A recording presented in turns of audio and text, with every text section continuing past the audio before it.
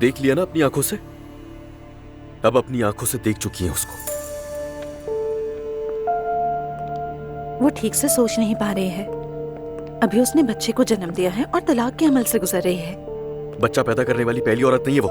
उसने मुझे दुश्मन समझ लिया बच्ची का, और आपको भी तो मेरी वजह से निकाला ना उसने घर से। मैं नाराज नहीं हूँ क्योंकि मैं समझती हूँ। चलो असलान। उसकी दिमागी हालत ठीक नहीं है। क्यों कर रही है इस तरह का बर्ताव? हाँ, उसने देखभाल के लिए बुलाया था आपको और खुद ही घर से बाहर निकाल दिया। ठीक है असलान, बस करो। मैं कभी भी जाकर उससे माफी मांग लूंगी। और देखो, उस पर इतनी सख्ती मत करो। चलो यहाँ से, चलो चलो चलो, शाबाश, चलो। पता नहीं ये जलालत कब तक चलेगी। और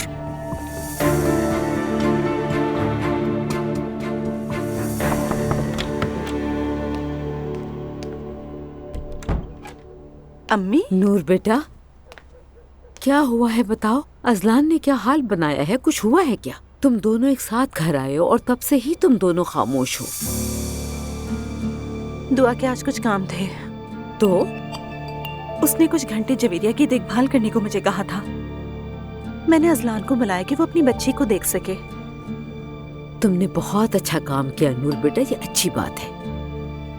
लेकिन जैसे ही अजलान जाने लगा, दुआ आ गई थी। उसने तहलका मचा दिया और दुरुस्त भी किया। क्या मतलब? तो बेटा इसमें गलत बात क्या है? तो इसमें दुआ की भी कोई गलती नहीं है। वो बस नहीं चाहती कि अजलान बेटी को देखे। ये तो बहुत ज्यादा हो गया। क्या उसे थोड़ी भी तमीज नहीं है? क्या वो हमारी पोती को अपने बाप के घर से लेकर आई थी? वो होती कौन है आखिर जो मेरे बेटे को अपनी औलाद को देखने से अब असल हीरे की कीमत का पता लगेगा इन्हें। बहुत नजरअंदाज किया है ना मुझे। अम्मी क्या समझ नहीं आ रहा? उसे बच्चे की पैदाइश के बाद का डिप्रेशन है बस। जहन्नुम में जाए उसका डिप्रेशन। मैंने भी तो बच्चे पैदा किए, ना डिप्रेशन हुआ और ना ही कुछ और। वो एक बिगड़ी हुई लड़की है। उसकी वो बदतमीज खाला है ना, उसी ने सब सिखाया उसे। हम खामोश रहे तो वो सर पर ही चढ़ गए।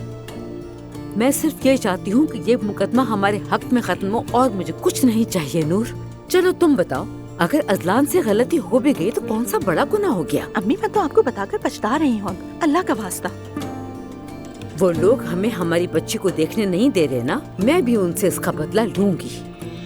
रूहान आ रहा है अम्मी, मुझे उसे भी देखना है। ऐसा करो कि तुम जल्दी जाओ, मैं भी आ रही हूँ।